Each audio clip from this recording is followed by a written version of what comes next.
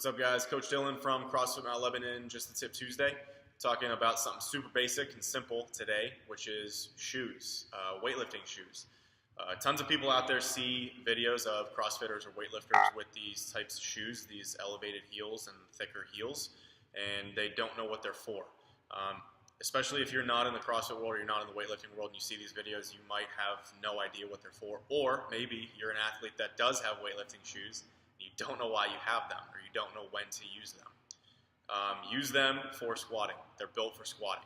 So what I mean is with a training shoe or a regular shoe, the heel's not going to be too elevated. It's going to be pretty normal, so maybe like 4 millimeters. These are Nano 8s, great training shoes. If you're doing weightlifting shoes, whether they're Reebok or they're Nike or they're Adidas, whatever they are, the heel is thicker and very, very sturdy. So it's elevated a little bit more. I'd say like 20 millimeters, I think, give or take a couple.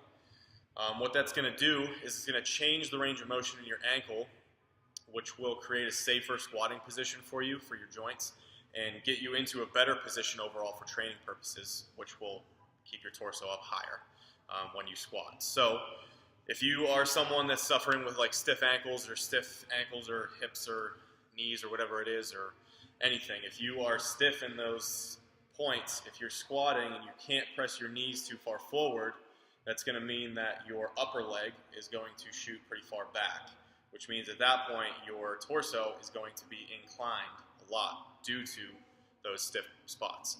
If you have an elevated heel a little bit, which these weightlifting shoes help you with, you're going to be able to increase the range of motion in your ankle, so you're going to be able to press your knees a little bit more forward, which is going to allow you to get your hips and upper legs a little bit lower, which then is going to change the position of your torso so you can sit way, way more upright. This is going to help your joints, this is going to help your position, this is going to help you overall get better at Olympic lifting.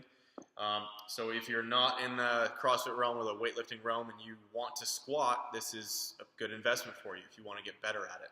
I'm not saying that a simple fix for squatting super heavy is to just buy random weightlifting shoes and just go right at it. I'd rather you guys practice it.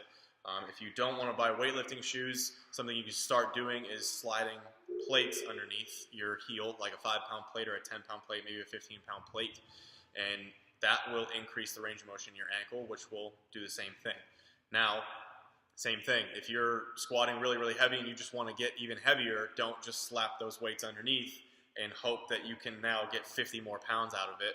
Practice it out first, maybe see the benefit of it, and then buy weightlifting shoes. They are way more firm instead of just using your regular training shoes, which might be a little soft with those elevated heels. So they are for squatting.